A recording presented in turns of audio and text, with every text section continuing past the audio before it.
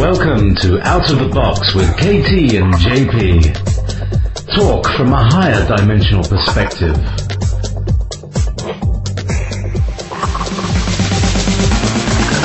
Looking at current affairs and the energies of the times. With a high vibrational proactive approach.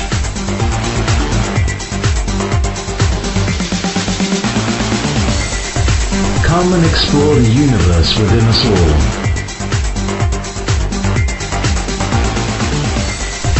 Sundays, 1 till 3 on Wolf Spirit Radio.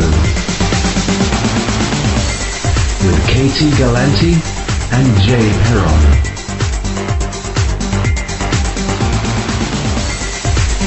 You're listening to Wolf Spirit Radio. Oh yes, you really are listening to Wolf Spirit Radio, and you really are listening to Out of the Box with KT Gallanti and JayPee, that's me. And welcome, Katie. How are you doing today? I am good. I'm awake. That's good enough. That's pretty much all we've got today, awake. Awake and vaguely aware of surroundings. Aware. Always aware, vaguely awake. So, with your one eyebrow raised up, just surveying the landscape and the rubble, what are you seeing today? How's the general circumstance in your San Diego surroundings? Well, the personal surroundings, I've had a really busy week. I've been working on my school stuff, doing the last batch of classes of my PhD, after which I start the practicum and my dissertation. So I basically have about 2 weeks left, right, in the classroom world. And so it takes up a little bit of my time, so I've been kind of busy doing that.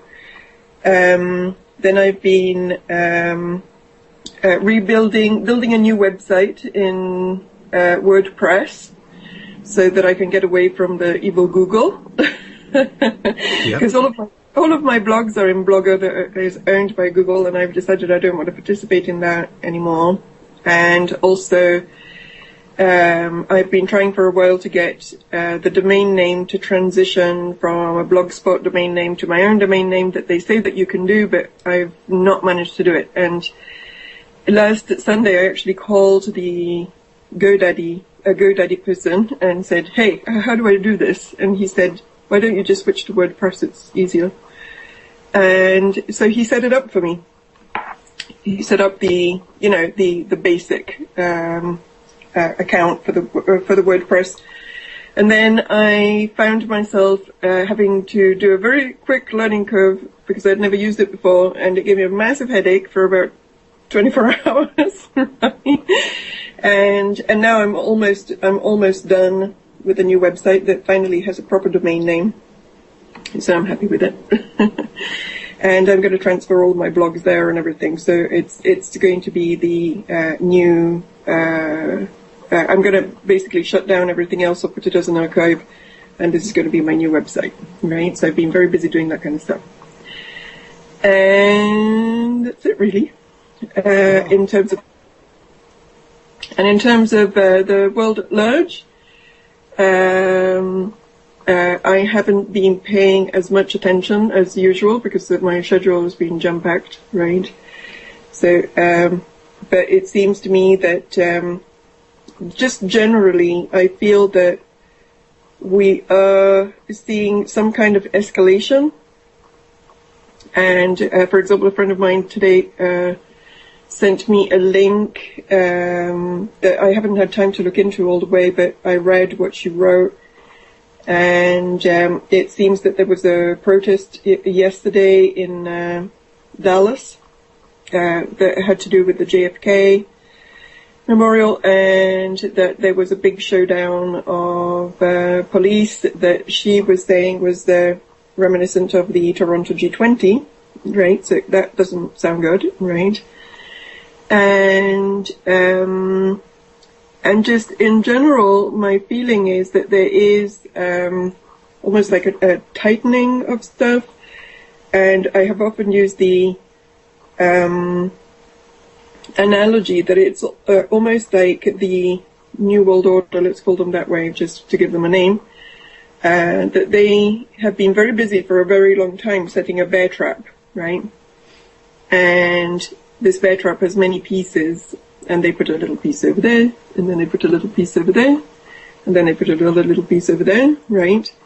And then at some point, they're going to pull all of the pieces together and shut the whole thing down. That's right. Nobody knows what they're doing, because they'll give someone, install this into this building here. It's a carbon monoxide detector or something like that, when it's actually an explosive device that's remote control to go off and on that's sort of thing. Right. But also, the feeling that I have about one of the agendas that is going on right now, and that has been going on for a very long time. This is not a recent agenda, but it's if you want to shut down a whole world and own it, it takes a while, and especially if you don't want people to notice that that's what you're doing. Right? So it's what David Icke calls the totalitarian tiptoe, right? Where they literally, they put in little pieces and so on. So, 9/11 was part of that. They had everybody all scared about 9/11, and then they put in the Patriot Act 1 and 2. Legislation that can be used, just without, that can be used against people, even without taking them to court or whatever. And then what they have been doing over time is just broadening the definition of what constitutes a terrorist, right? And so gradually they broaden it and broaden it and broaden it, and even things like the last fake shooting, right, the LAX shooting, in some ways is part of that, isn't it? Because they are now identifying as a threat and as a terrorist as somebody that is from the USA, that is very young, and that is carrying supposedly anti-government literature, anti-Federal Reserve literature, right, and so on. So there's been a move over the past 10 years or so to identify more and more and more people as people that are dangerous and that are a threat, and that can therefore be controlled in various ways, right, and that can be arrested and that can be processed without a trial. The thing is, they haven't really done any of these things that much. We don't hear of a lot of people being taken away and bad stuff happening to them. But the legislation is in place, and they're building the precedent for all of those things, right? So if they wanted to, they could, but they're not going to do it until they have all of the pieces that they want, where they want them. And also what they have been doing is, because they like us to cooperate with them, so they don't just impose this stuff, but they convince everybody that it's a good idea.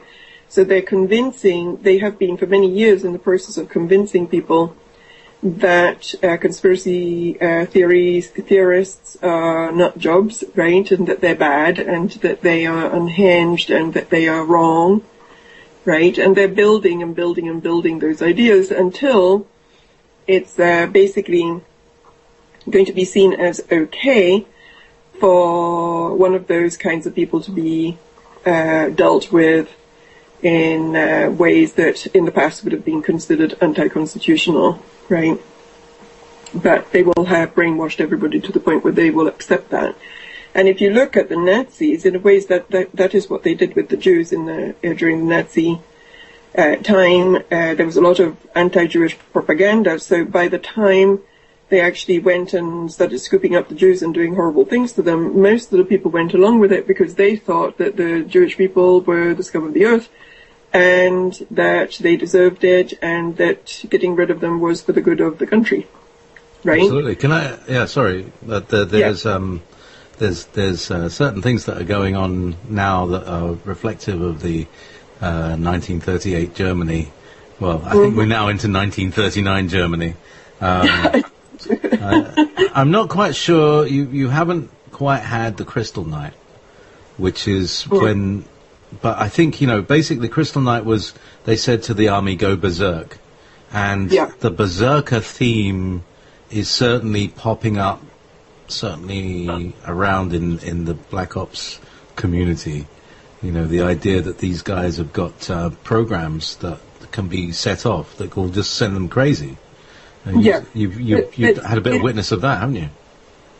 Yes, but also there hasn't been anything as dramatic as that, but there have been hints of it with what happened in Boston. Do you remember? That's right.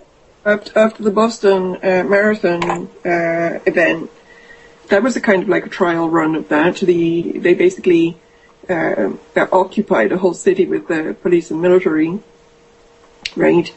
And also, again, I'm not 100% sure about what happened in Dallas, but that's not a good sign. They have always been, well, not always, but let's say in the past 15 years, they have always been kind of like aggressive force at protests, to the point that now protesting is actually dangerous. It's not something, even if it's a peaceful protest, it doesn't stay peaceful. They send in agent provocateurs dressed up as anarchists that give them the excuse to come in and then stomp on everybody, right? And there was, we've had incidences of that in Pittsburgh. You remember? There was I think it was a G20 in Pittsburgh. And then the one in Toronto, obviously it's not a USA event, but there was a lot of people from all over the world at that one. And I don't know if you ever saw the documentary about the G20 in Toronto. Have you ever seen it? Well, no, but I had friends on the ground there, as it were. You did? And there were people who were in the bars in Toronto with... basically, there was a load of American military there that was like, how the fuck... and what are they doing there? Exactly. And that was, around the time, and it was very unusual at the time to have these, like, foreign troops around, as it were. And this is one of the things that they're doing, is that they're putting in foreign troops so that they can't say, oh, we're not going to shoot on our own people. No, our troops will not shoot on our own people, but it's not our troops that we're dealing with. Absolutely. So you can't be complacent with that. No, you can't. And in fact, again, if people want to go on YouTube and they want to have a look at stuff, there were two major documentaries about the Toronto G20, and they did horrible stuff to people during that protest, and it was stuff that was meant to intimidate and to cause trauma that was lasting. And basically the message is, you shall not protest, you shall not speak up, you will not do whatever.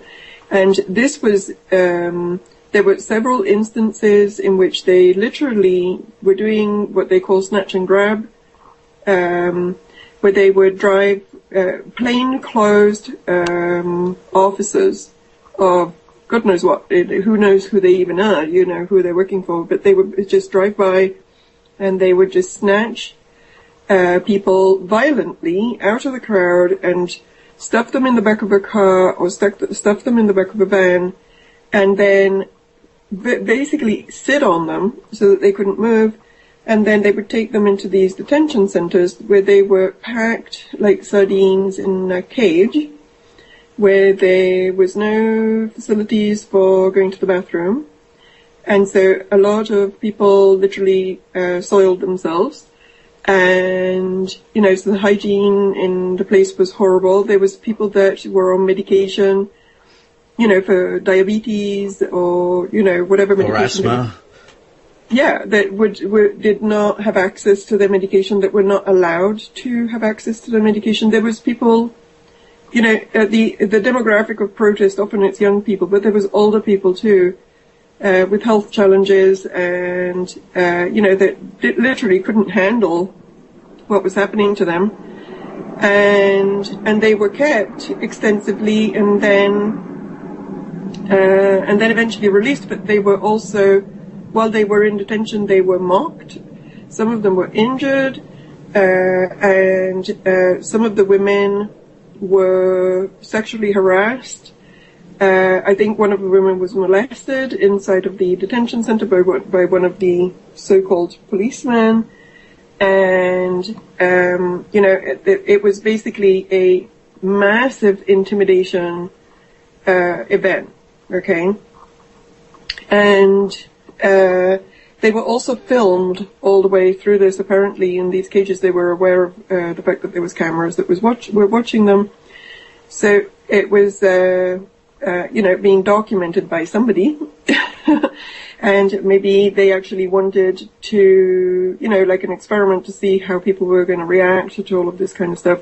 And it sounds as if it was awful. I remember after watching one of these documentaries that I was actually slightly in shock, because it really did sound like the kind of brutality that, that the Nazis carried out in the concentration camps and stuff. It was that level of bad, okay?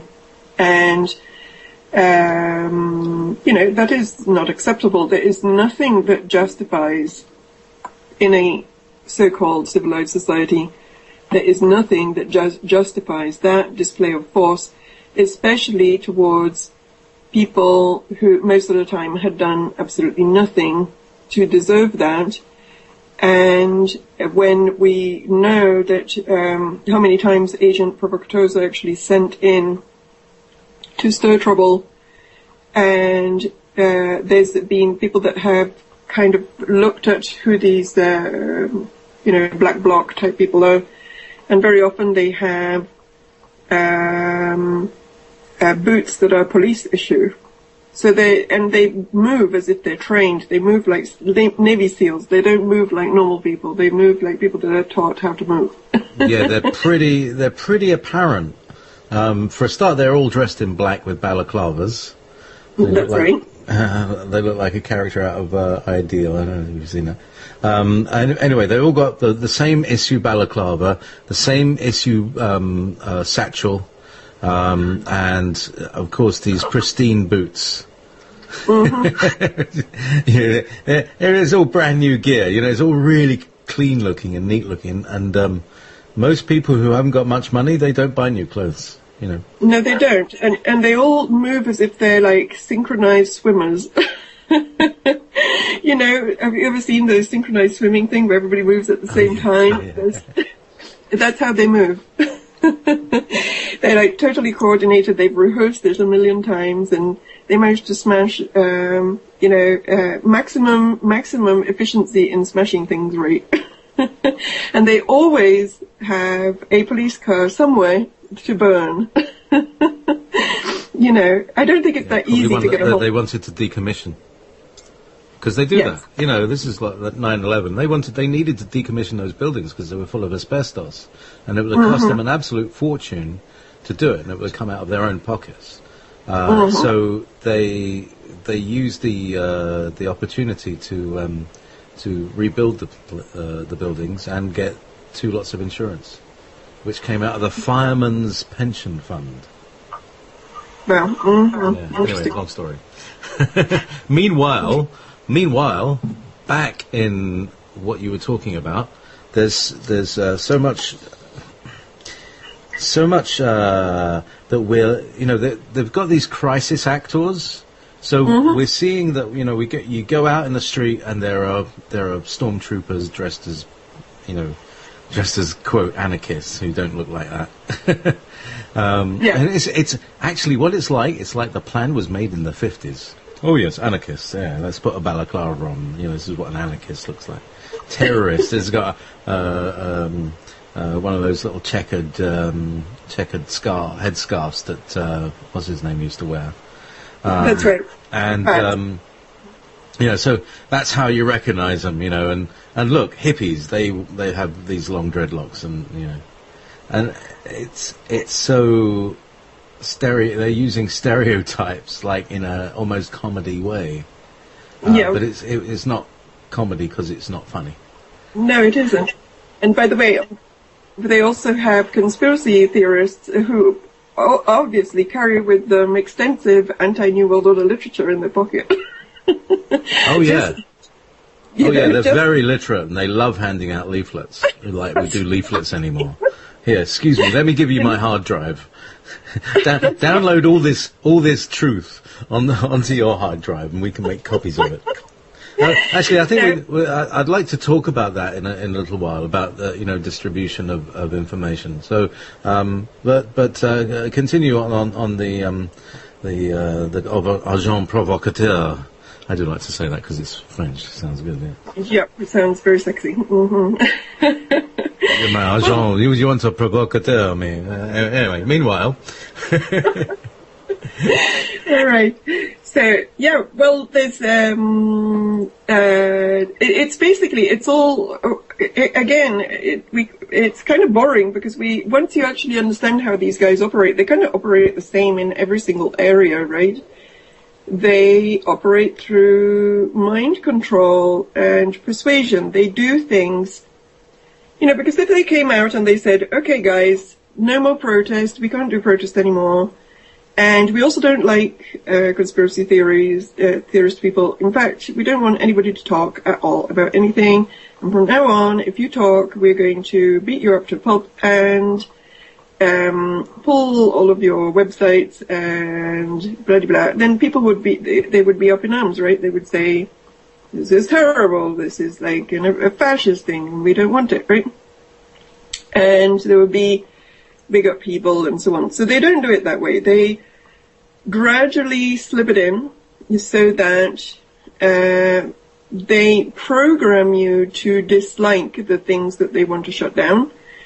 And then they pretty much recruit people into agreeing with the shutdown of certain things after they have badmouthed them to death, right?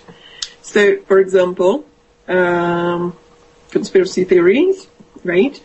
There has been a long, extended mind control operation going on to, first of all, label anybody that says the emperor has no clothes as a conspiracy theorist, right? Because that's their word, not ours. And then to make conspiracy theorists sound like the most horrible thing that one could possibly be, and definitely any rational person doesn't want to be one of them, right?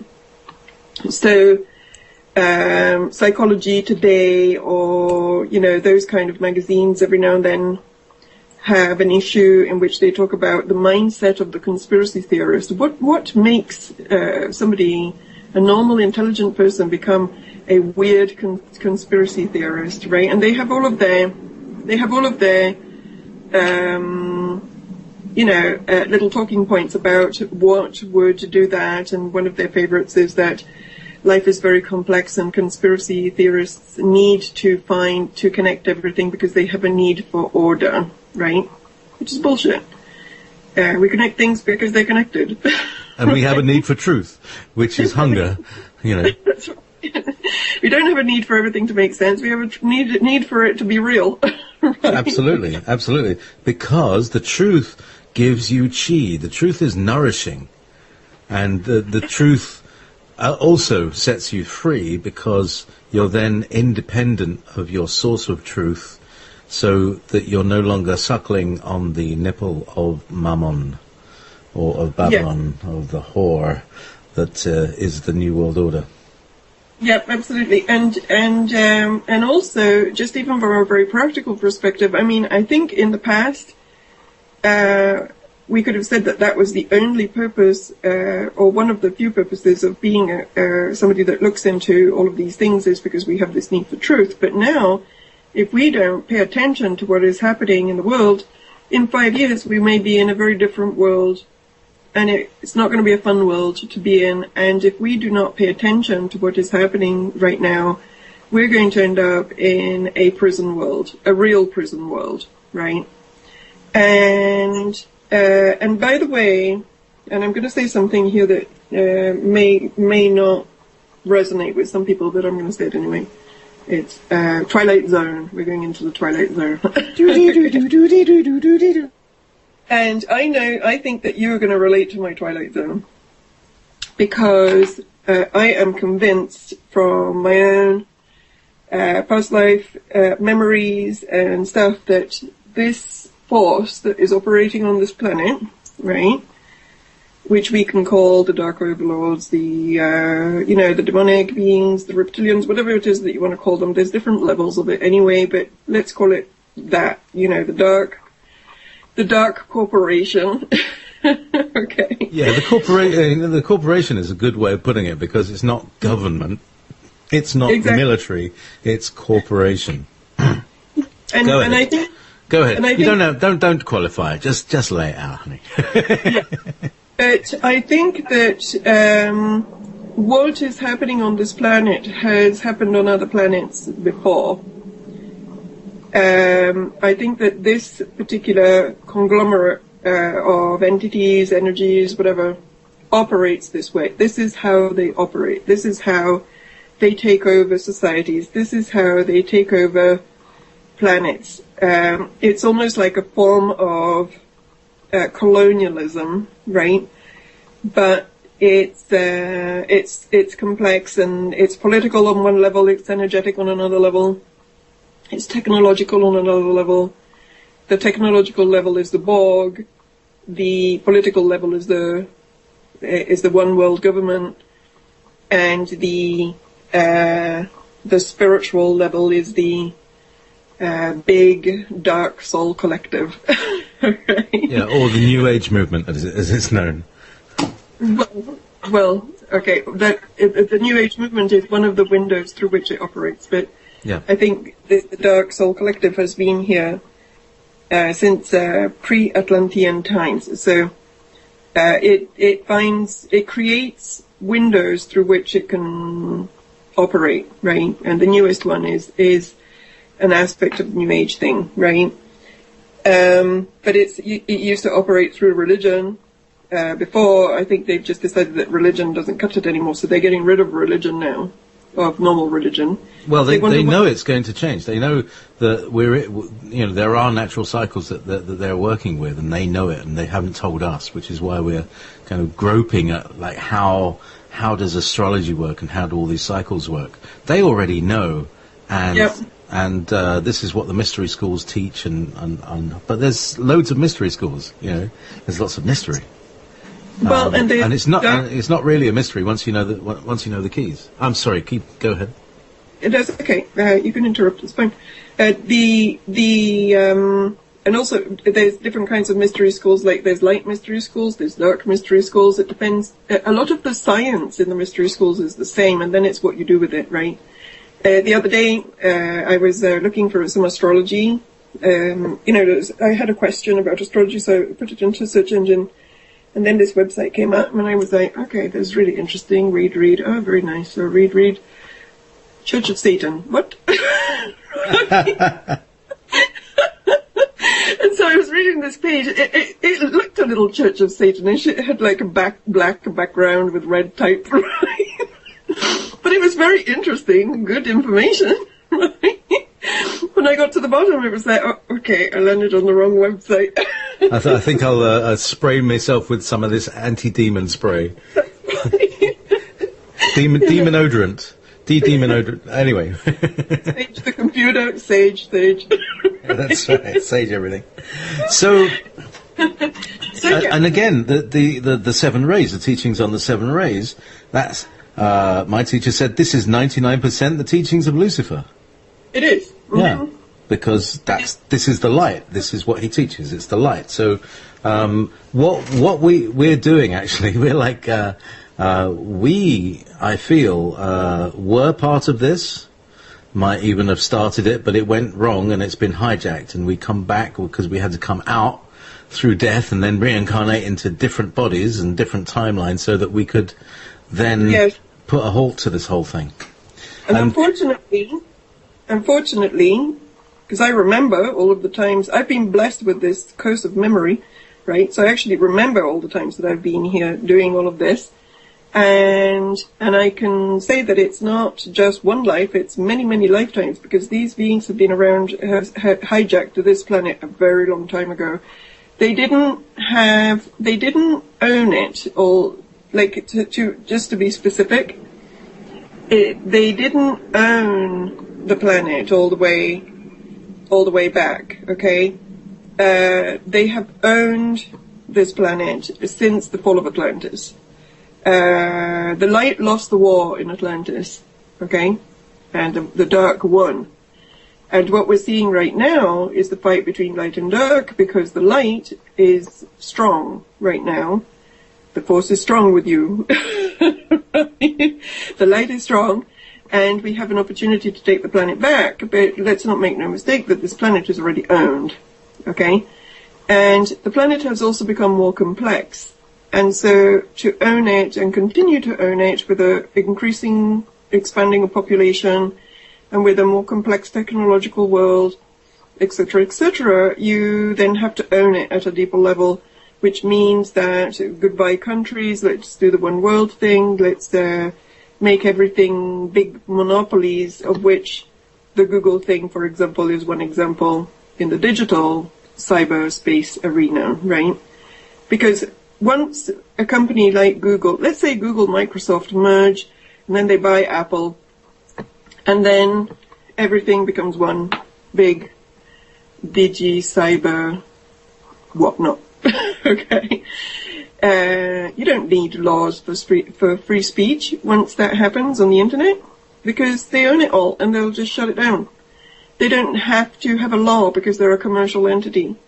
And as a commercial entity that owns everything that you're speaking on, they can decide that you have breached one of the 2 billion items in the terms of service, and they just can pull you off the air. Okay?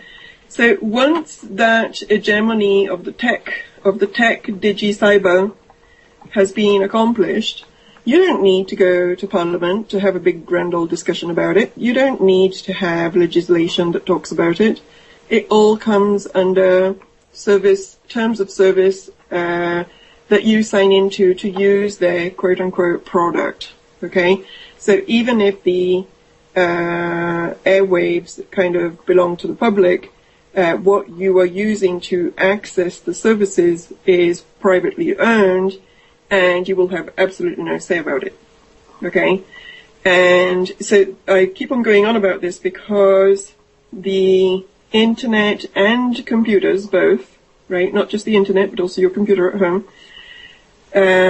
are the places where we do our communicating and other places where we do our thinking, and they're also the places in which we share our information with each other, okay?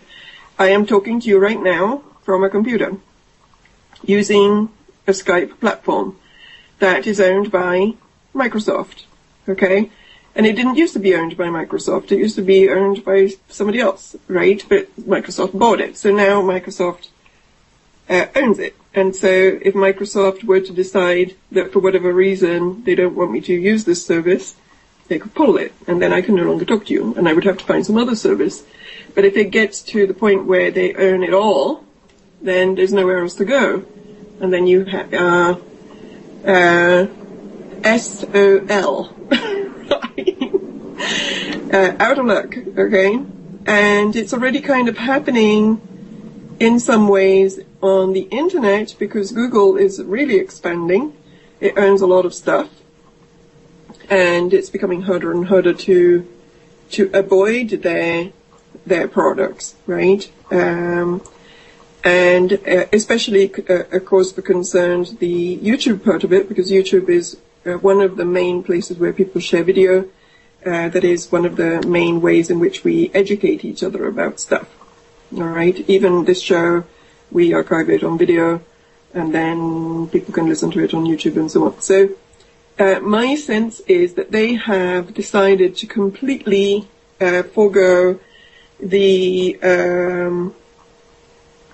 the legal route towards limiting the internet, and what they're doing is that they're just going the commercial route of ownership. And that is how they're going to limit how people are communicating, okay? And then even in the computer world, one of the things that is actually happening in the computer world, for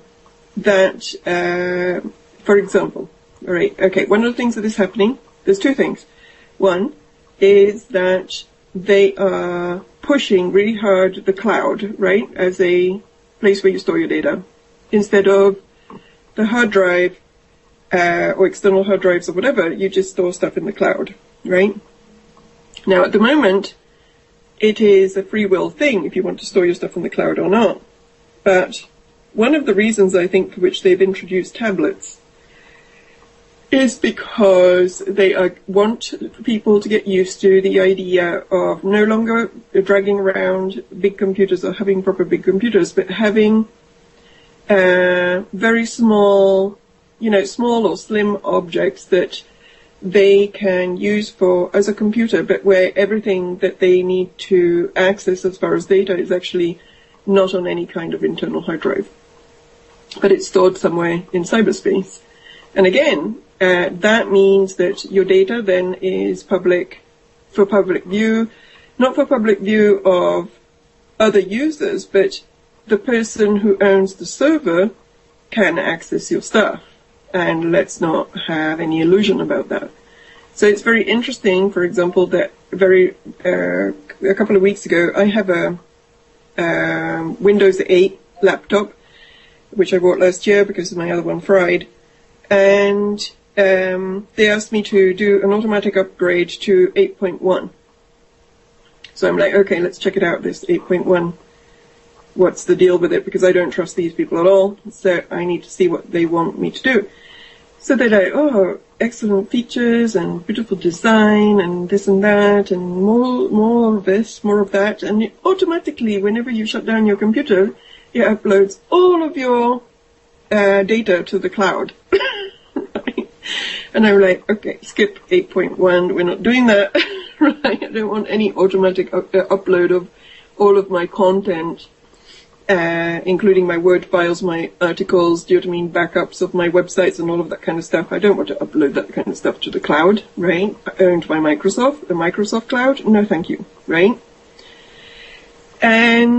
But what is going to happen when they stop making computers that store data, when they stop selling you the hard drive on which to store the data, where the only option is to store stuff on the cloud? And this is what I feel intuitively that they're doing. It's like they're bypassing, they're just making things, instead of having a debate about stuff, what they're doing is that they are taking away options so that the only option that you have is to do what they want you to do.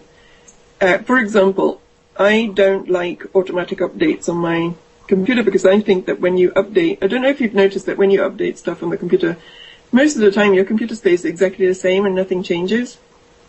In fact, Eddie Izzard has a comedy routine about this, and he says, have you noticed that every time you do this, at the end, your computer is exactly the same? Right? Or it's even slightly slower. That's right. So it's like, so you spent like 20 minutes clicking this, clicking that, right? And then at the end, nothing changes. Right? Well, can I just say something about this?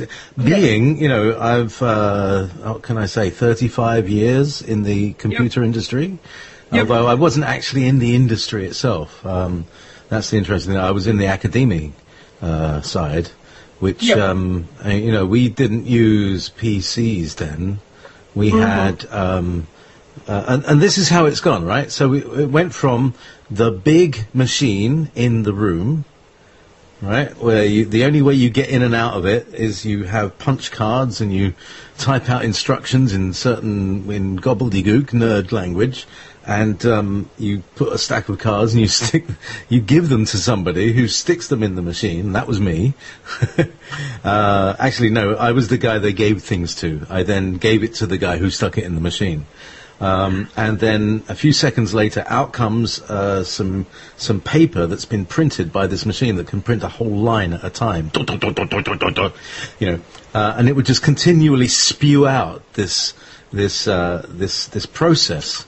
And we'd feed the cards into it, and it would spew out the answers. And it was, there was always a buffer, so it would always be several You know, it would take a few minutes for the thing to process. And that's how you first talk to computers. And then we got one where you could type things, and that was a distributed system. So there were 5 computers linked together, and you could join one of them, and the storage was stored in the middle one, the hub, right? And so basically what's happened now is what was that hub is now the internet or the cloud. Yep. And it doesn't matter where your computer is. If it's on the internet, then it's access to the cloud, and the cloud can do that. Mm-hmm. However, I have just read, and this is where I was getting to. I'm an industry insider. I read the comics. Sometimes I'm bored with them. There are too many words, and they just go on and on about stuff.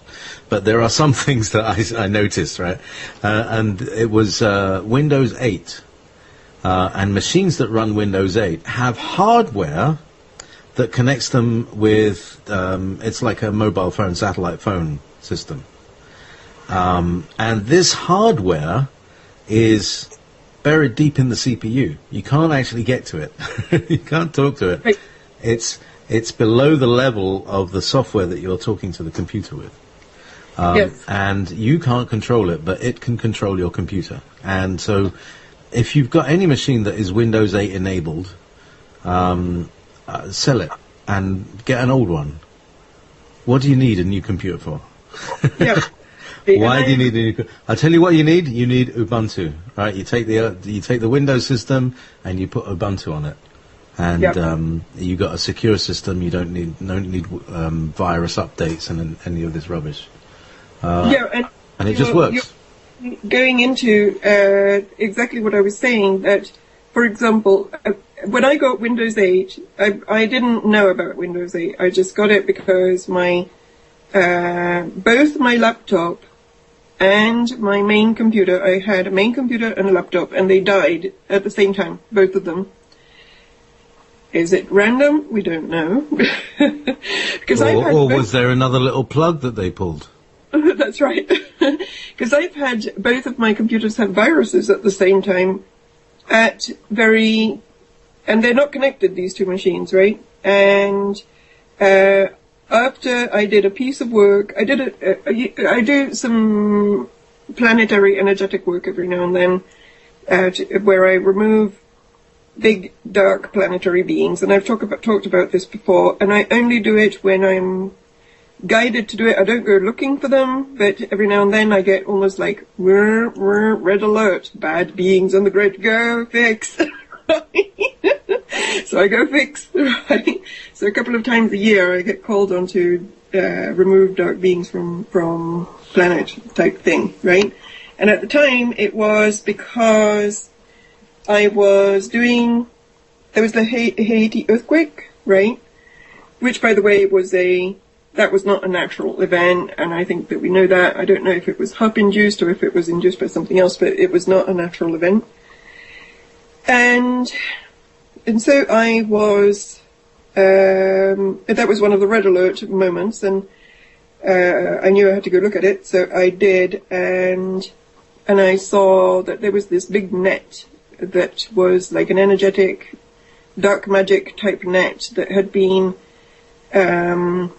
almost like wrapped around the world at that particular moment, that was not allowing all of the souls that had died to cross over. They were getting funneled up into this net. Okay? It was like a big, massive, ritual. I think it was 170,000 people that died. It was a big number of people. I can't remember how many, but it was a lot, right? And they were not managing to go to the other side because big dark net had been cast and they were being scooped up, right? And so my job was get rid of this net, me and my light beings on the other side, get rid of this net so that the souls can pass. So that's what I did, got rid of the net, souls passed. And then once I took the net off of this thing, I saw this big, massive collective conscious dark being. It was huge. It was literally as big as Central America. But it was an entity, but it was a collective consciousness dark entity. And I was like, whoa, this entity is not very nice. So I started talking to her, where do you come from? Atlantis. I'm like, okay, so what's your deal? I feed off tragedy. Oh, okay. That's nice. Wow, nice one. Did you get its name? No, then I was like, okay, I need to remember this thing, right? Didn't have a name, but it was basically a big suction. You know how these entities feed off of energy and suffering, and and some of them feed off sadistic stuff. This one was literally like, earthquake, yes, we like it. Right? Lots of people dying, suck up energy, become bigger. So anyway, then I tried to remove it, but before I tried to remove it, I was looking to see if it was connected to anybody in present time, because it seemed like an Atlantean consciousness, right? So I was like, okay, let's go track where this dude plugs into in present time, because he feels like a past entity. But obviously he's still here. So it had various tentacles coming out of it. So I followed one of the tentacles and I bump into Daddy Bush. Right? Mm-hmm. Okay. Oh man, does this guy ever get mentioned on my show? It's the GHW Bush moment. Anyway, thanks very much. On our show tonight. But, he always comes in there, so you followed a tentacle out. So he's like a manifestation of this being, yeah? Well, the being was plugged into him. And because these beings always need an anchor. They cannot exist here without an anchor, right? That's demon work 101. Yeah, they need somebody who's vibrating at the demonic level. They need an anchor. Yeah. They have to, they're not physical beings. They cannot operate on physical plane without a physical anchor. They're non-physical beings. So no anchor, no influence on physical plane. They can't do it unless they have an anchor. Okay? So you have to go track, where's the tentacle, where does it go? Do you know what I mean? Like, who's anchoring this thing? Right? So that doesn't mean that Daddy Bush is the Atlantean dark cloud, but it means that in whatever dark priest, black magic, whatnot, blood drinking, pedophiling thing that he's involved with. The list gets longer every week, doesn't it? What have they done now? Like whatever it is he's probably got Grand Master of blood drinking, Grand Master of politics messing, do you know what I mean? But he also has Grand Master of tentacle holding for Grand Tragedy Entity. So anyway, so I went and I pulled the tentacle out of him, right? And when I did, I pulled the tentacle out of him. Then I saw that he was also plugged into some other person. So anyway, I plugged all the tentacles out of this thing. And then I booted it out because no tentacles, no game. Okay, so it couldn't survive without his tentacles, so I managed to kick it out. That doesn't mean that there's not other ones of this kind of entity around, but this particular one, I kicked it out. So, but when I did that, the Daddy Bush energy turned and looked at me, right? And I was like, okay, run. So I astral ran, because all of this is on the astral, right? I'm doing this work, it's all on the astral plane. It's kind of like shamanic type work where you're in your body but you're not at the same time. So I decided I had to run and get out of there.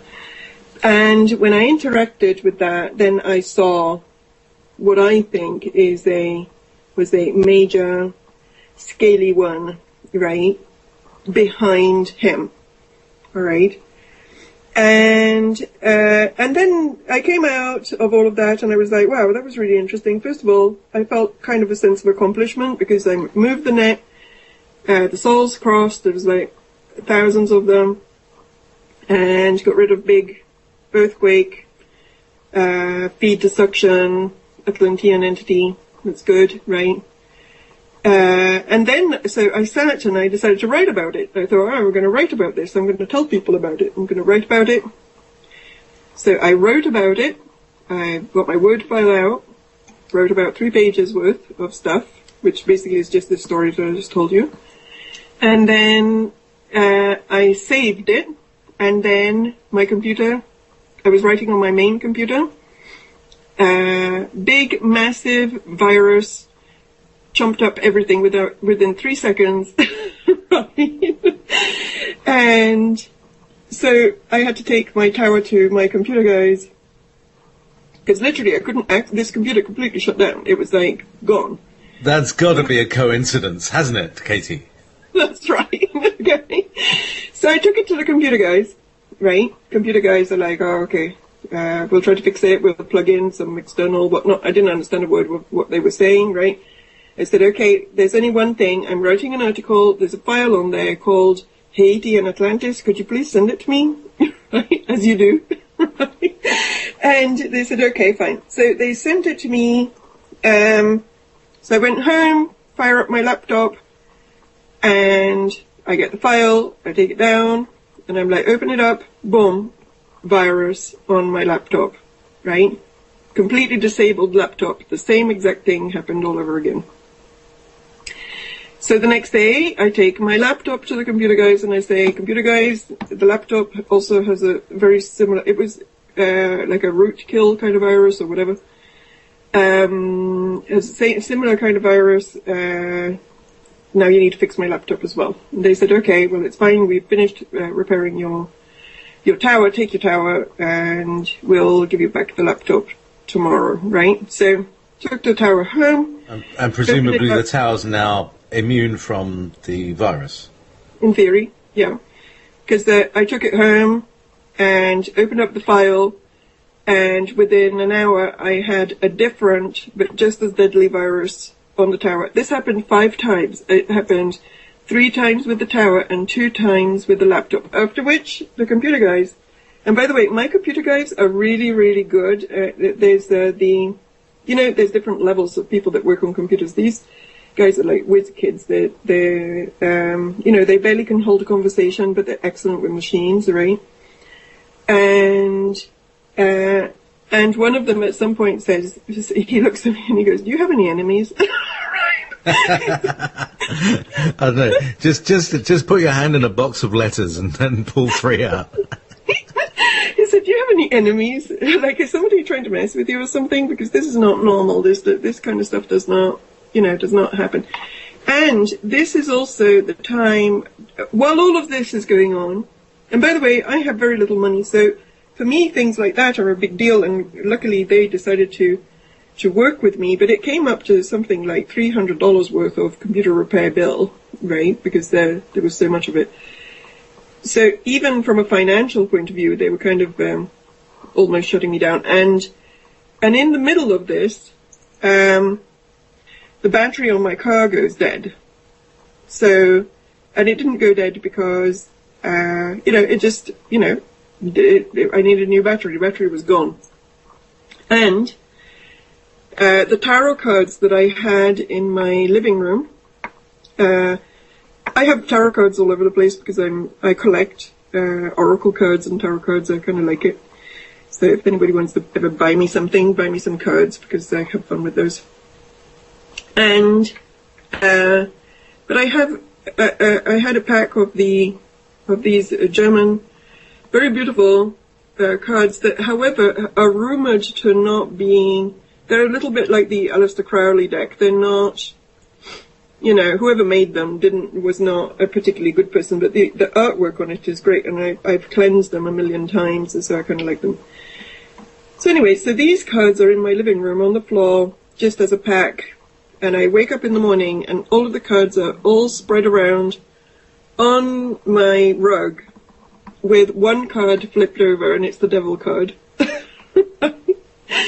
And I was like, okay, all right. So obviously, when I ran out of there, I got picked up on some kind of, astral radar, right?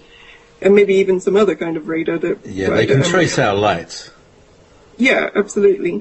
But they also must have, I don't think that demons download software onto people's computer or viruses onto people's computers. Oh, yeah, they do. I mean, there are cyber guys in, the NSA. No.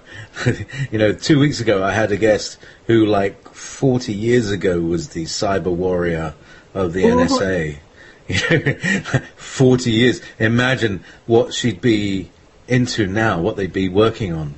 Really? So I wouldn't be surprised if they've got just like a button, okay, where is she? This is your ISP. They can trace your ISP. They can check out what your IP number is, which one you're logged into, and they can just pop one into a backdoor that they've created. There may be an open port just on the back. I would recommend for everybody to go to Gibson.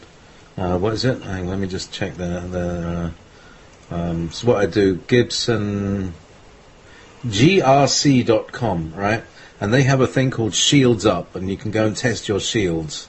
And it will see how immune you are from attacks. So interesting. grc.com, Gibson Research. It's it's an old industry thing, that I don't know. It sounds great. It sounds like a good idea. Well, and on some level, all of that kind of gave me. And by the way, I gave up on trying to write that stupid file. After a while, I was like, okay, it's not worth it to get this thing out right this second. Most people are not going to think it's real anyway, even if I do explain it. And when was that exactly? It was 2010. It was February 2010. It was right after the Haiti earthquake. Right, okay, so and there was an awful lot of internet traffic going down that time as well. So they were moving huge things data-wise, whatever it is. Yeah. Maybe they've got Aleister Crowley's personality in there as a pattern buffer, and they had to move it from another server. Had to create a big distraction so that they could move this thing. Yeah, and talking about events of that kind, right?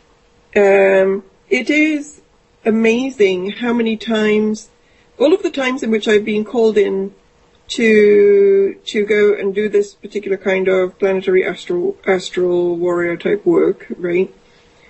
It's always, seems to be almost always in conjunction with some big event that happens. And for example, I was called in during Katrina, right? And there was a lot of dark energy around the Katrina event, but it was not, I was called in at the end of it, not at the beginning of it, right? So I didn't see what was happening as that hurricane was coming in. And I didn't see where that hurricane came from and what generated it and what powered it up. So I can't comment on that. But when I went in at the end, there was this nasty, sadistic energy that was basically orchestrating this event so that there would be so much pain and strife for the people that actually were that had survived it. Okay. And so they were purposely left to, the whole Superdome thing that happened. Now I even not remember exactly what happened, but I remember that it was, there were entities of the sadistic kind that were involved with that. Yeah, it was the same as what you were saying before about the kids who got caged up. So, Katie, what I'm picking up from this, we're going to go on a break in a minute, but what I'm picking up from this is that these are the entities that feed on this tragedy energy. These are the beings that they call the macrobes. These are the ones that John Dee called in. Okay. This is our connection with John Dee. Where it will come from, he opened the door to these beings. And in exchange for blood and stress and loosh and all those other things, they were given the technology and the information to create universities and to create a space program, which was the aim. First of all, this is all from Michael Tessarian. First of all, to split the atom, and then to create matter from energy, and this is the way that they were to get off the planet. But in order to do that, they have to strip the whole planet of its resources and use all of the people. Right. That's their cost of getting off the planet. And these are the bad guys who you were talking about earlier. Well, yes and no. Can I add something to that? Yeah. Because it's true and it's not at the same time what you're saying, okay? The truth is, some of these beings, I call them dark soul collectives because they are usually a group energy rather than a single energy. Sometimes they're a single energy, sometimes they're a group energy, depends. Some of them have been around for a very, very long time, and they have, they predate John Dee, they predate, but they predate even Atlantis, okay? They predate even life on planet Earth if you expand the story into a galactic story rather than just a Earth story, okay?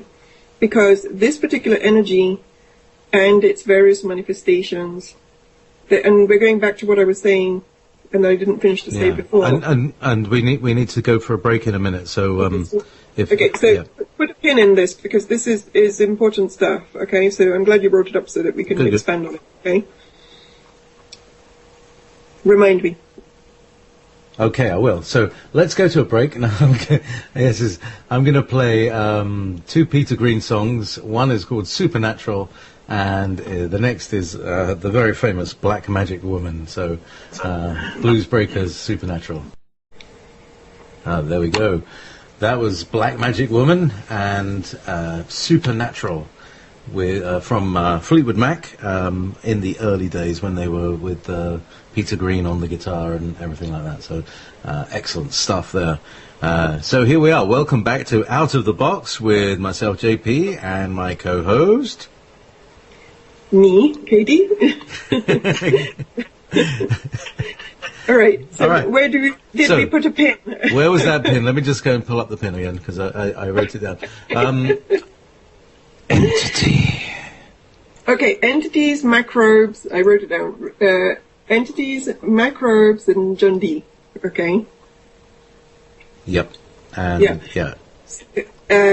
and what I was saying about what you said about the fact that John Dee probably brought in a lot of these entities, I think that's true, right? And some of these entities, however, have been here all along prior. They've been here since they were here in Atlantis, they were here in Egypt, especially during the part of Egypt that is not covered by the history books because there's a whole Egyptian era that the history books don't talk about at all. But Egypt is at least 15,000 years old, right? I mean 15,000 from the zero, 15,000 BC, okay? Yeah, so 17,000 years old. Yeah, and the history books will tell you that it's like, I think it goes back to like 5,000 BC, but there's a 10,000 prior that the history books don't talk about. And it was very dark, and it was dark magic extraordinaire. That's one of the reasons for which the Illuminati constantly refer back to Egypt, because it was like their one of their best times, right? So, as part of my extended work that I often don't get paid for, I've had to remove a lot of these ancient Egyptian kind of entities and get rid of them, right? So I'm very familiar with them, up close and personal. So I know how old they are, and also, but like we were saying before, these entities are non-physical, and therefore they require anchoring and grounding, right? So what happens is that at any given time, people become anchors for these various energies, that and when they become anchors, they kind of make a deal, and when they make a deal, they get certain things in return. All of this thing about selling your soul for fame and power, it means two things. On the one hand, a part of your essence when you die belongs to the Dark Soul Collective. Okay? So that's what the soul selling is. I mean, the actual original soul of that person cannot be sold because it's not on this dimension. But the essence spark of the current incarnation can get trapped and can get kind of like swallowed up by the Dark Soul Collective. Okay? And so that's what that is about. But but usually the contract has different aspects to it. One aspect is that. But the other aspect is, if you anchor me, I give you favors, right? If you allow me to anchor into your being, I will give you stuff. And for somebody like Eminem, that stuff is fame and money and women.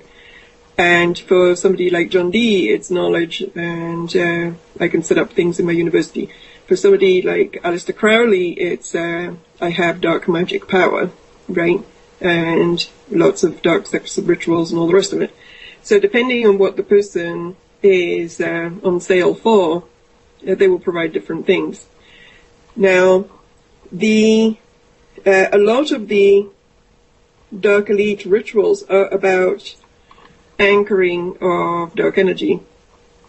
They do certain rituals so that dark doorways can be opened, and through those dark doorways then things happen where these entities can come in and they can anchor into people. Apparently, according to somebody that was, I wish I could remember his name, he's got a white beard and he now looks like a preacher, Bill Snowman. It's a German, it means a snowman, but it's in German.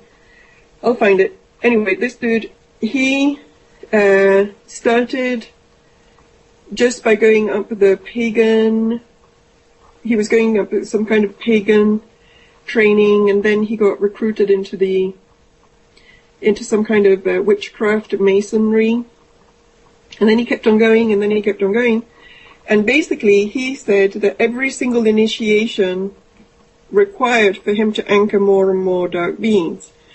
And as you go to the top of the food chain, it's not that you just have one entity of these kinds anchored into you, but there's like thousands of them. And that is part of the reason for which when people start to truly become vessels for this kind of energy, they often don't have a particularly great time. If you go and listen to Eminem, he's got voices in his head. One of the reasons for which he has to take all of those, take pills to kind of stay sane is because the entities are crowding him and they're both bothering him, and that is actually quite common. Once the possession and the anchoring goes beyond a certain point, the actual human body and the human mind has a really hard time handling all of that extra, interference inside of one's energy field, and it could even make you go mad, right? The woman that apparently... Schneeman? Sorry? Was his name Schneeman? Yes, there you go. That was Thank you very much from Wolf Baby there. Okay, thank you. It's good to have German speakers in the audience sometimes. Yep. Thank you for finding him.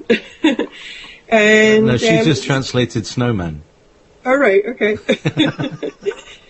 Okay, so so these beings, they've been around a long time. However, the truth is that these beings are not even, they infiltrated this world at some point. And as we were saying before, I think that they literally have almost like a takeover planet colonization type manual that they use, and they have brought it here, but it's been used in other places beforehand. I feel that the origin of this energy, at least in this sector of the galaxy, is from Orion, right? And I believe that in the Orion system, this kind of tyranny that we are feeling that is we're feeling it advance in a more definitive kind of way, because I think it's always been here, but in a more subtle kind of way. But now it's like great planetary takeover kind of time. But I think that this particular thing has already happened in other places in the past. I think that a lot of us have already been part of it in other places in the past.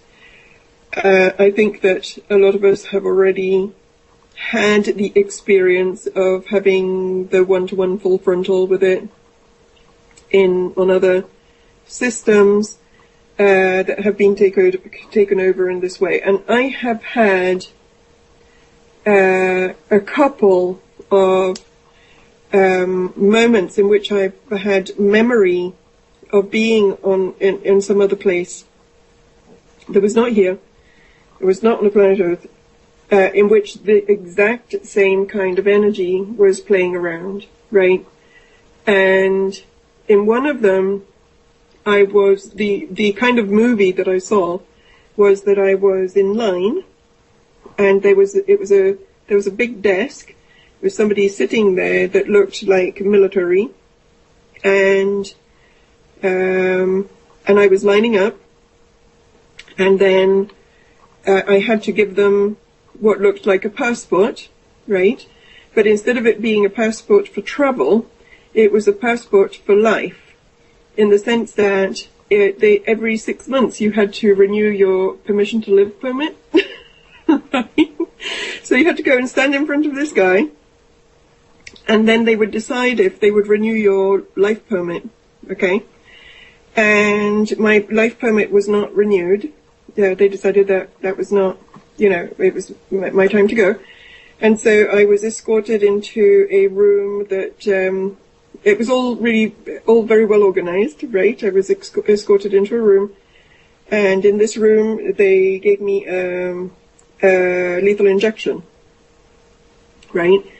And while I was dying, and I was looking, there was other people in this room, and I was looking, and I could see in the middle of the people that were around me, two or three other people who were resistance people like myself. And that's when I realized in this movie that I was seeing that I was a resistance person, right? But we all had to, they could not rescue me, they couldn't say anything, because if they did, then they would have been exposed, right? So, but I saw that they saw me, they knew who I was, I knew who they were, and we had to just allow for this to happen, because otherwise, operation or whatever it was would have been... The cover would have been blown, yeah. Right. And so I died, and that was it. So, okay. As you were passing, you would have been highly aware of the scenario you were into. I was. Mm-hmm. And you will surely have learned about the MO and possibly the vibrational signature of the entities who are kind of in charge. Absolutely. And I know that I've had at least 3 lifetimes of this kind, in non-Earth lifetimes of this kind, right? Because, and I've also come across in my healing work, because I do lots of different kinds of healing work, and 80% of the healing work that I do is very, very normal, in the sense that, people have normal issues and we just deal with them. Do you know what I mean? Relationship issues, money issues, happiness issues, non-happiness issues, right? Yeah, job, money, girlfriend. Job, money, girlfriend, yeah. Maybe not 80%, maybe 70%, but a lot of people, that's where they're at. Do you know what I mean? They don't particularly want to know about their past lives in Orion. Oh, totally. Sometimes the problem with girlfriend becomes past life in Orion, because we reincarnate with the people that we have karma and trauma with, and very often we have relationships with them in order to heal that. So it is not uncommon that you're dealing with a very normal relationship problem, and and then you know, it doesn't resolve, so you go deeper with it, and you do a post-life regression, and you find yourself in a post-life in Orion where the dude gave you a lethal injection, right? And so it's like, of course you don't trust him. Yeah, there's a kind of innate sort of feeling of unease around things. Yeah, little tiny trust issues there. It's like, I don't know, every time I talk to him, and I've got this nasty kind of like bad feeling about it, like my life is going to end. So this happens a lot, doesn't it? The past life connection with people, absolutely, especially now, right?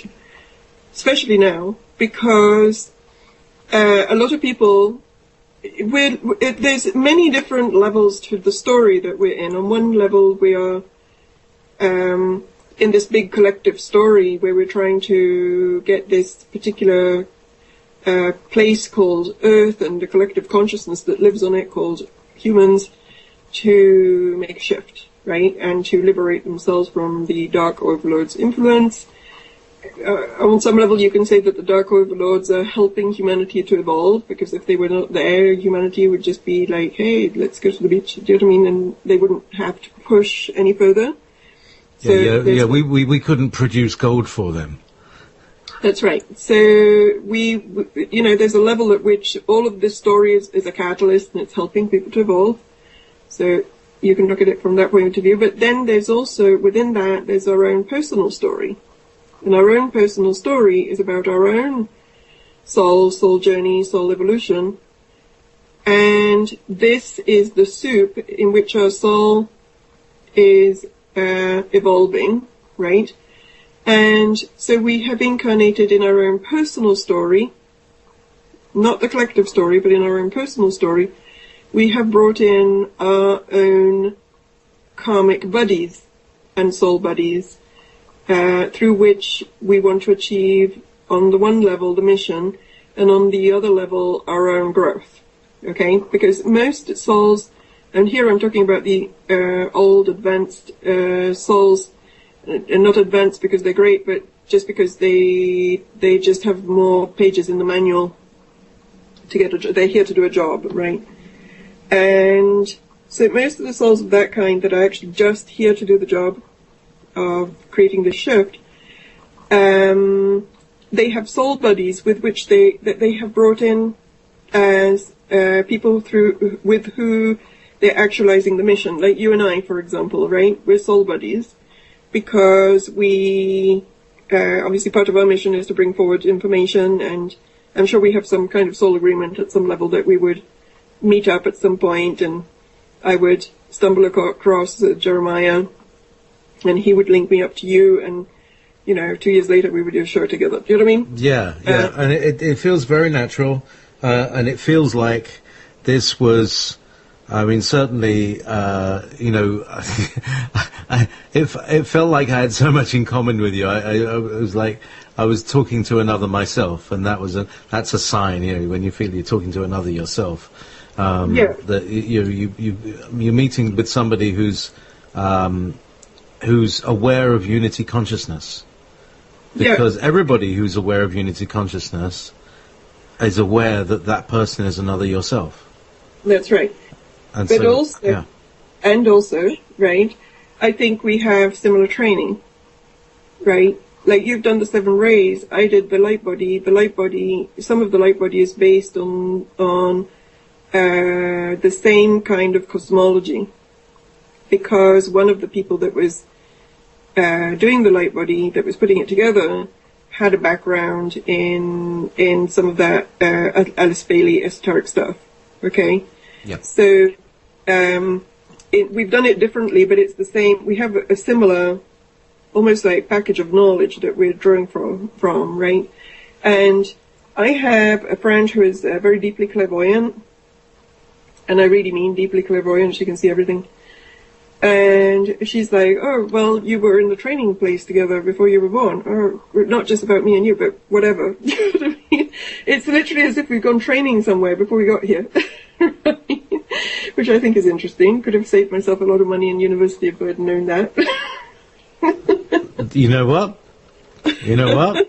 I worked at a university, and for some reason, I worked with various people who had various disciplines, and in helping them do their program, I learned about what they were doing, and I learned from their perspective what they had learned. And I suppose it's the same as doing these radio shows, because it's like you contribute to the collective, and the collective contributes to you. And so that's how I've learned things, actually by direct communication with people who have had direct experience of what they're talking about. And it's a unique perspective. It's unique to me, but I mean, when I say it's a unique, I'd say it's a rare perspective, because not many people get the chance to talk to so many people in all those different disciplines. But when you're in the computer center in a university, everybody comes to talk to you, and everybody's got software problems, and you have to adapt your mind. So tell me what you're trying to do with this program. Well, it's all to do with my work and da-da-da-da-da. So they have to tell me all how their work works in order to synthesize it and to make a program that automates it. So I've learned a lot of stuff, and I continue doing so. Interesting. Yeah. And you're still doing it now, because you're still talking to people from all over the place. That's right, on other turns of the spiral. So it's fantastic. And, I used to talk to the guy, Peter Fonagy, in University College. I didn't realize he was famous, It's like, and, now he's famous because he's like the internationally renowned sleep expert. But, he was what we call a user, not in a bad way, but, a computer user, and then that's what they were called. Just another user. As you would have been if you'd have been at the college when I was there, Yeah, absolutely.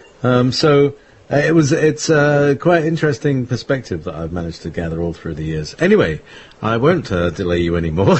Keep going. So, but this is, it's absolutely interesting, the whole Orion connection. So let's zoom out a bit and see what we get. The Orion. I mean, my perception of Orion, I may be crazy, so you guys have to be careful about listening to me. You never know, right? Yeah, or we could be just equally crazy. Absolutely. Yeah. So, mind you. Anyway. We were talking about the fact that I have some memories about being in Orion, but also I have clients that have had memories of being in Orion. And I was saying that 70% of my clients are dealing with fairly normal stuff, and then every now and then you get, I have the ones that have the possession issues, of which I've had various kinds, from very easy to completely insanely complicated. But then there's also people that have trauma, and sometimes the trauma that they have is based in present lives. Like childhood trauma or even Black Ops trauma or whatever, right? But sometimes people come in with trauma that is actually not from this life, and the trauma from past lives can be very complex, and it can be even more. It can cause even more of a shutdown than present life trauma in some cases. Childhood trauma is not the only trauma that a person can have. And so when you're working with people that have trauma, sometimes you will go and you will have a look, and it's like, okay, well, childhood, this happened, your inner child is kind of freaked out because of this, and you know what I mean, and so on. And then you work with the inner child and you do that kind of work. But very often inner child work is all about just comforting the inner child and teaching the inner child different coping skills, right? But the past life trauma, like every now and then, that is not actually, you go and look at the inner child is fine, the inner child doesn't really have that much going on with it. There wasn't that much going on in the family or whatever. And sometimes if you go dig deeper, you find that there's actually past life trauma. And I remember dealing with a person who had been diagnosed with schizophrenia, who for some reason ended up being my client, and who didn't seem very schizophrenic to me. She seemed fine, but that was her label. That was the label that she had. but actually seemed to me to be just a very traumatized person. And then I started doing some past life work with her. And then I realized that she had all of these really traumatic lives in the Orion system. Okay?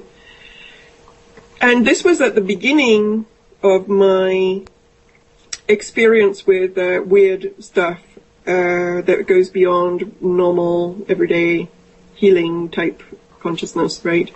And it was at the same time in which I was having my very first memories of my own trauma in Egypt and in, I call it pre-Mesopotamia because if I say Mesopotamia, most people think about 3000 BC. This was like 250,000 BC.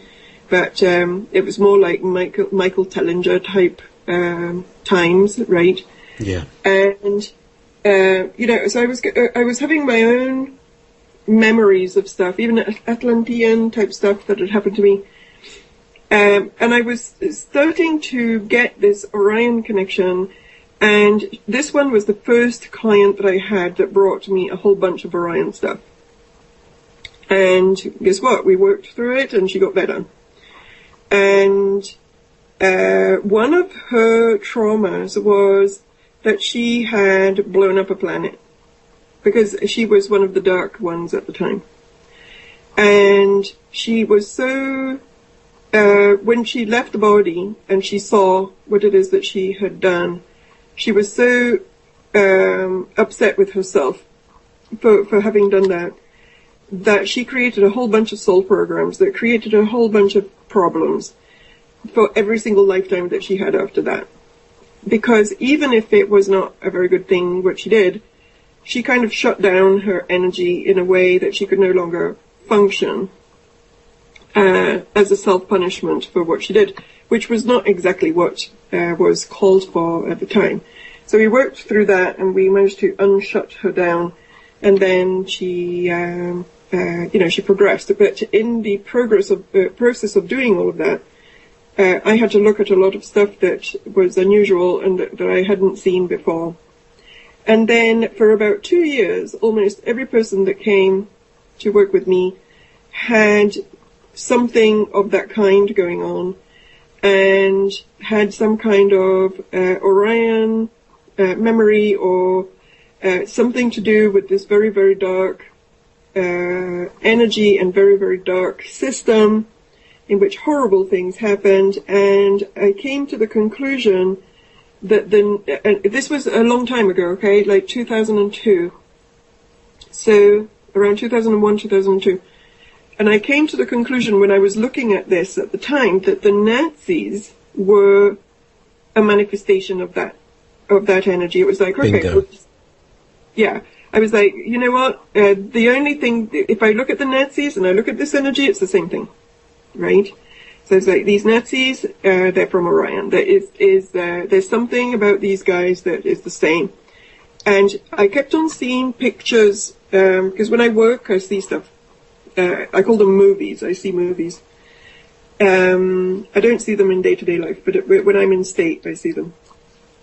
So I was basically seeing movies of the Orion system, planet Earth, and little Nazi bubble on the top of it.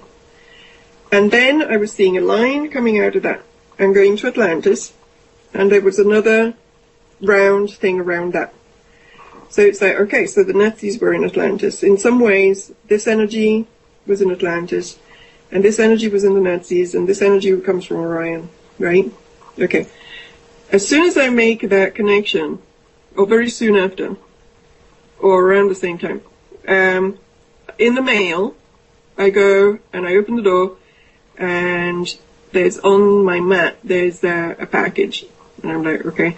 So I open it, and there's Atlantis Rising by Patricia Corey, who, at the time, was unknown. Like, she was not known about. She had just written this book, and the reason for which I had it, it had been sent to me by a friend in the UK, who, at the time, was a director of alternatives, that is, like a major lecture center for metaphysical stuff in the UK, right, in London.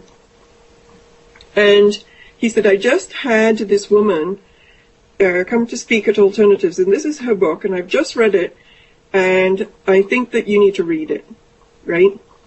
So I read it, and sure enough, she's talking about the fact that everything that we're experiencing had already happened in Orion, and that that basically the dark plague that we're dealing with is an offshoot of an Orion drama, and the book is called Atlantis Rising because they were saying this is the rising of Atlantis, the dark and the light of Atlantis are both coming up to be healed, and that these energies were part of what happened and that shut down Atlantis, that I had already figured out on my own. All of this stuff I had already figured it out by myself, right?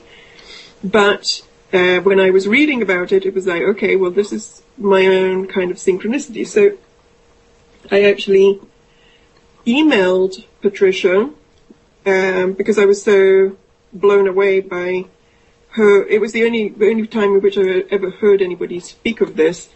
So I emailed her and I said, I found your book really fascinating. And so we had a little correspondence for a while. And then I passed on that book to somebody here in San Diego, and they invited her to do a workshop presentation. So we went, and there was like 60 people there. And very soon after that, her work started to go, not viral necessarily, but her work actually started to come out. And now I'm not very aware of what she's doing. I know that she's doing still her stuff, right, and so on. But it was kind of interesting. It was almost as if that was the universe's way to tell me that I wasn't, after all, insane, and that I was seeing things that other people were seeing, and so on. And so I believe and I think that because of what I have seen for myself and what I've seen from other people, is that this is almost like a virus that is going around the galaxy, and that one of the reasons for which we are getting a lot of help from supposedly positive galactic civilizations, and I say supposedly because there's a lot of interference on that line. Okay, there's a lot of friendly Galactic Federation that are actually entities, have nothing to do with Galactic Federation. They're just using channels to spread disinformation of various kinds. But then you have other people that are coming in and saying that any kind of information that is coming from any kind of galactic is dark, which is not true either, right? So we have to be careful about not throwing out the baby with the bathwater, which is actually something that is happening a lot lately. People are going, okay, well, bad galactics over here, therefore all galactics are bad, let's throw them all out, there's no such thing as a galactic, everything is like coming from the friendly CIA tower near you, right? But it's not necessarily true. What is true is that you have to be very discerning about who it is that you're connecting to and so on. And what is true is that the majority of people that are galactic in origin that are helping are actually in human bodies, and they're right here, like us. Yeah, now doing what we're doing. Doing what we're doing. To a tiny number of people at first. Yes. But it goes into the morphological field. And that's what's important. That can have, because the morphological field is quite empty, nobody's been growing crops there. It's quite empty. Anything you put there will grow quite nicely, quite readily. So, and I just want to address Beatrix in the thing. Exactly. If the power to transform is not here and now, the future is just that which will never be, and still in the past is the life is coming up from the past. Yeah, what your past is creating appears in your now. What you're creating now, the gratitude and the beauty that you appreciate right now, that creates your future. So this is the point: you can create your future. So I just wanted to It's not about It's not about making the same mistakes over and over again. No. And here's the thing I wanted to put in about this is that there's a famous thing that Alex Collier has been saying, and he said that 400 years in the future, they discovered that tyranny was they found that tyranny was kind of spreading across like the Daleks, and what they did was that they traced it back into space and time to here and now, right now. Yeah. And so I think what we're seeing is a monumental moment because there was a large fleet that has come and dealt with and is in the process of dealing with the negative entities. First of all, the ones that you're talking about, they all club together, because they all hate us. They don't. It's when you're unhappy, you don't want to see other people who are happy. Mm-hmm. Yeah. So misery loves company, and the enemy of my enemy is my friend, and all of that stuff. so everybody goes to one side of the carpet or the other, and so here we find ourselves kind of walking down the middle of the carpet, wondering why there's nobody there, waiting for the shots to be fired across. There appears to be, from what everybody has on my show has been talking to me about, this seems to be like the end of a skirmish or of a big battle, and we're sort of partly the answer to it, that we're now able to create a new software program that will run in the matrix, that will create a better future, that is negotiated. People express themselves with right relations. We don't abuse each other anymore. We express ourselves with right human relationships and things like that. This is how we create the future. Should we touch on that, or is there anything you want to cover that is? Well, I want to say with that I agree, right?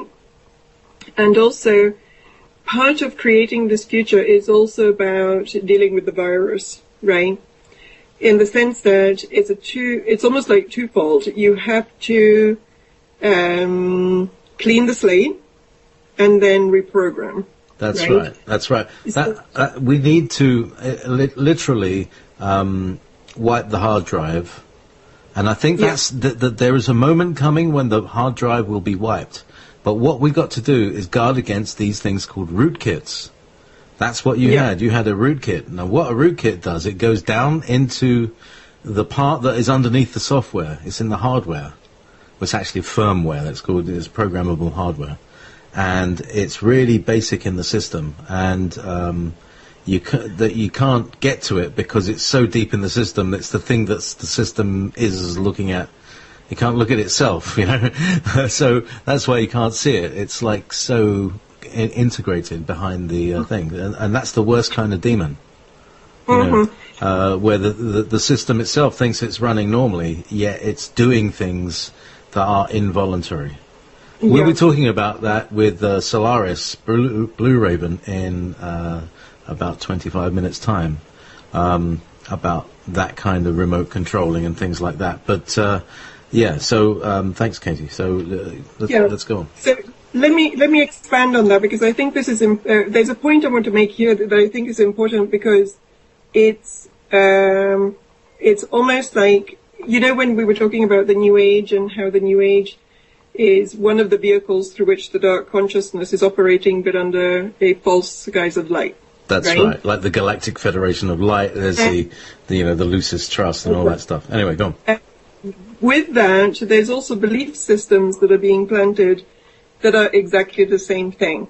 That are belief systems that make you think that doing certain things is the solution when it isn't.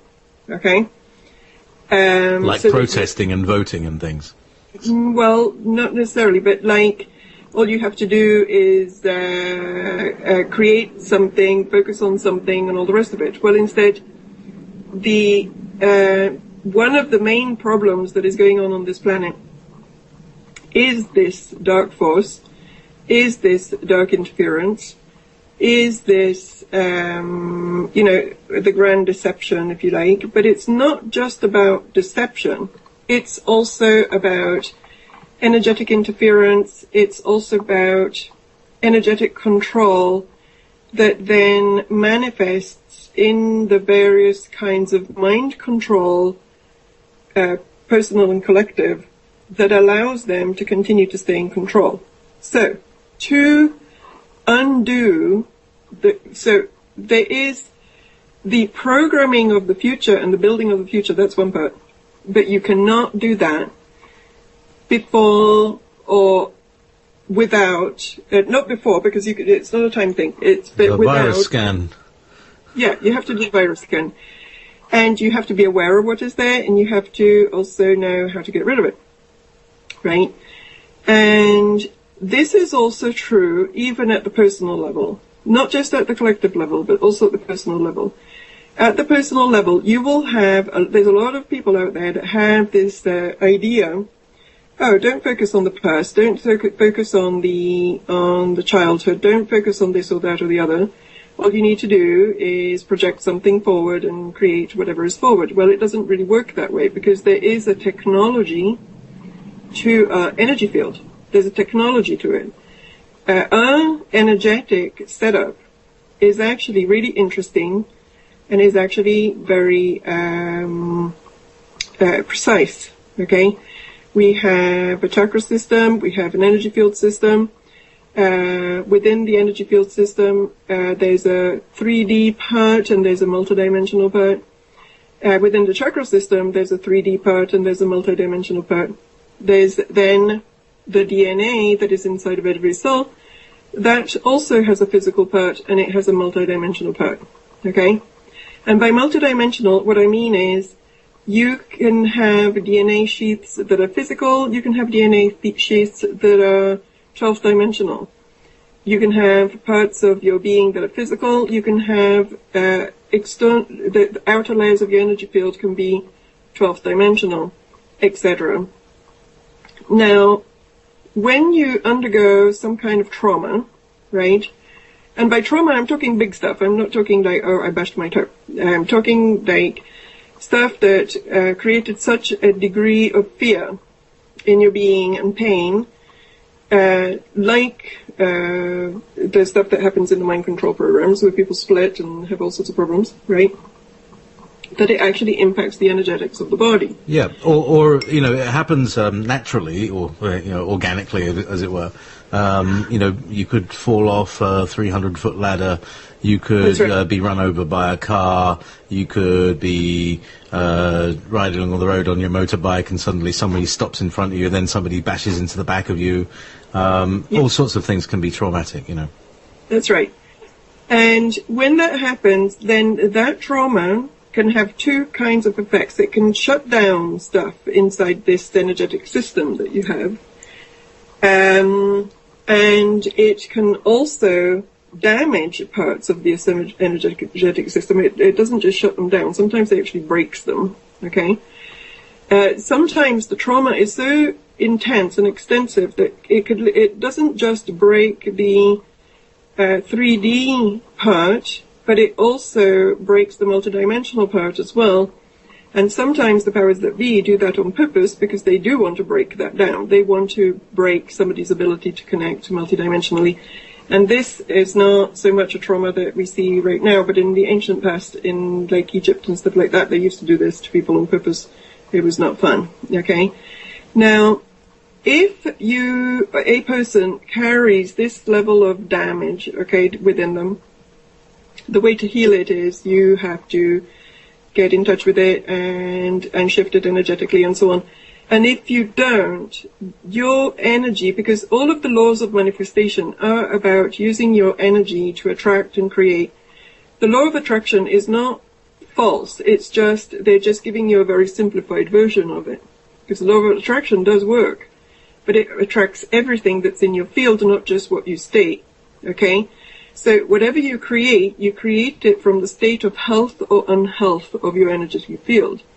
If your energetic field has, and by energetic field I mean everything that is you as energy, right, has some parts that are damaged or broken or whatever, you will find that whatever you're trying to create gets impaired, right? And this is also one of the reasons for which we are held almost in a constant state of fear, trauma, unrest, distraction, and so on. It's part of it is because they want us to vibrate really low, but part of it is that we're not actually able to sustain effective manifestation when we have all of these broken codes inside. Do you know what I mean? Yes, So, I really do know what you mean. And, you know, in the last few weeks, I've also been dealing with some of these issues in myself. And we're talking about the chakras. yes. And I don't know about you, but the more and more I can see that the chakras are almost like, you know, when we're in when you see the film The Matrix, the real people have these scars and these taps where the body was connected to things. I'm not entirely sure exactly where they were, but I would say that more or less they would be aligned with all the chakras. Yeah. And then a few weeks ago I had an issue where I was looking at my chakras, and I saw that each one of them was connected by something like an umbilical cord to a certain entity. And the Greys were connected to my base center, and the Illuminati to my sacral center, etc., etc., etc. Yep. And so it could be that the chakras are indeed, these are the plugs where the matrix is inserted into us in another dimension. Okay. What's your way of looking at this thing we were talking about? That's another slight. It sounds as if I'm correcting you today. I hope it doesn't sound that way, right? But it's all right, miss. It's all right, miss. I don't mind. I'm only 6. Okay, it's okay. No, it's just I have expertise in this. This is my work. This is what I do, right? Yeah, I know. It's good. I bow to your greater knowledge. On this is like you talking about computers, me talking about entities. We have this my area of expertise. The entities plug your chakras. That does not mean that the chakras are made just for entities to plug into. Okay, entities can influence a person through different ways. They can get into holes that are in your energy field and literally sit in your energy field. They can cord your chakras, and in fact, if you are somebody that has fairly high voltage, that is usually how they will try to mess with you, because they can't actually get into your energy field, but they will try to plug your chakras, right? And then the other way is literally the possession, where they like, hey, let's jump in and into the body and everything, right? Okay. And then there's the psychic attack, where they just send you bad stuff, but they're actually outside of you, but they're sending you bad energy and bad, you know, what you could call bad magic and so on. Now, the chakras themselves are not, there's some people out there, including George Kasopoulos, right, that says, and by the way, I disagree with almost 90% of what George Kasopoulos says. I think he's wrong, right, about... it's Cavacillus, like Vaseline. Okay, Kasopoulos, whatever. No, Cavacillus, like if you say Vaseline and then Bacillus. Okay. It's the same rhythm. Okay. But don't call him Sir Vaseline to his face. Yeah. Bless his heart. Not personal, right? But in terms of his cosmology and what he's talking about, the concept is correct, that there's a lot of stuff in the concept that he's going after, that there's a lot of stuff in the New Age teachings and New Age movement and New Age entities and New Age whatever that are not of the light, and one has to pay attention, is true, okay? But then how he organizes that cosmology and describes what you shouldn't do, I think again, it's baby out with the bathwater. It's basically... then he's setting up a system where there's no light beings. All the light beings are kind of like not quite right, and no communication with galactics. And he also has this thing about the chakras.